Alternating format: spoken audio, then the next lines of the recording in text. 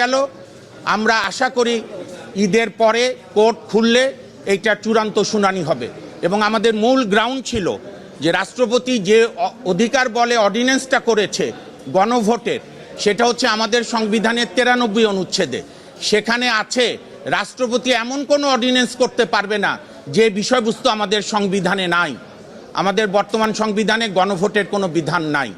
আর আরেকটা আমরা যে মৌলিক যে বেসিক রিজনটা বলেছি, কোর্ট প্রাইমা ফেসি কনসিডার করেছে যে 1972 সালের পর থেকে, সংবিধান গৃহীত হওয়ার পর থেকে প্রেসিডেন্ট অর্ডার বলে কোনো কিছু আমাদের রাষ্ট্রের সাংবিধানিক কাঠামোতে নেই।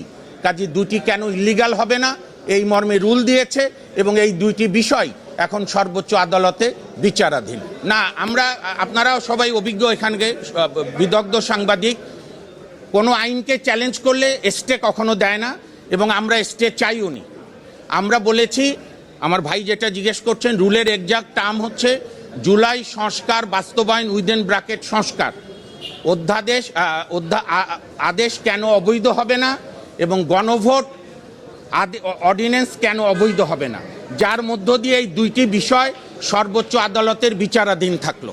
দেখেন, আমরা জুলাই সংস্কার এই অধ্যাদেশ চ্যালেঞ্জ করার বা আদেশ চ্যালেঞ্জ করার বেসিক গ্রাউন্ড ছিল যে ওনারা ভবিষ্যৎ সংসদকে হাত পা বেঁধে দিয়েছিল এইটা করতেই হবে। তা আমরা সেই ভুলে করব না। বাংলাদেশের মাননীয় প্রধানমন্ত্রী তার জাতির উদ্দেশ্যে ভাষণে বলেছিলেন শেষ লাইন যে দিন শেষে আইনের শাসনই হবে আমার সরকারের মূল কথা। আমরা বিশ্বাস করি যে বর্তমান সরকার এবং সংসদ রুল অফ ল প্রতিষ্ঠা করার জন্য যা যা প্রয়োজনীয় মনে করেন তারা করবেন।